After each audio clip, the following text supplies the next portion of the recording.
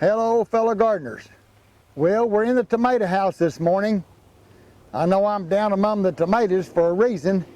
I want to show you when we first put these out and we had some good sunshine, how they set their fruits, they pollinated and everything.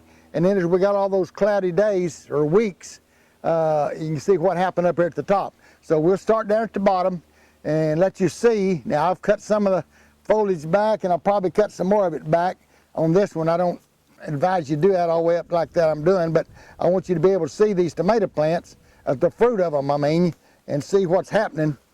As you can see, this first hand that put on back yonder probably a couple of months ago, maybe a month and a half ago, the tomato plant wasn't very tall, and it put on a good hand, and it's got 2, 4, 6, 8 tomatoes on that one. So see, that was a good hand of cherry tomatoes. And then it come on up here another couple of weeks or so, and this one, it was good sunshiny, and this one has 2, 4, 6, 8, 10, 11.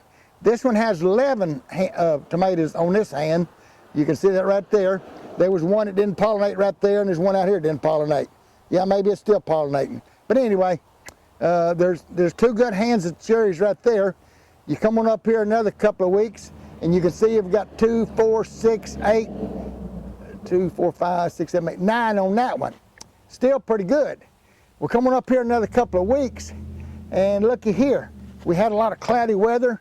The plant stretched, and then look here. We only got 2 tomatoes to pollinate on that hand because it was so cloudy. Probably the first 2 looked like pollinated, and the others didn't. And now then we've got another hand setting on up a little higher. It's got 2, 4, 6, 7 blooms. So it's straightening out now where it won't be so bad. But that's what cloudy weather does to you. And we shouldn't have had this shade cloth on here either. But we were in a hurry to get ready for hot summertime. So I just wanted to kind of show you what cloudy weather does to you in tomatoes. And you really can't help that because they have to have sunny weather to pollinate.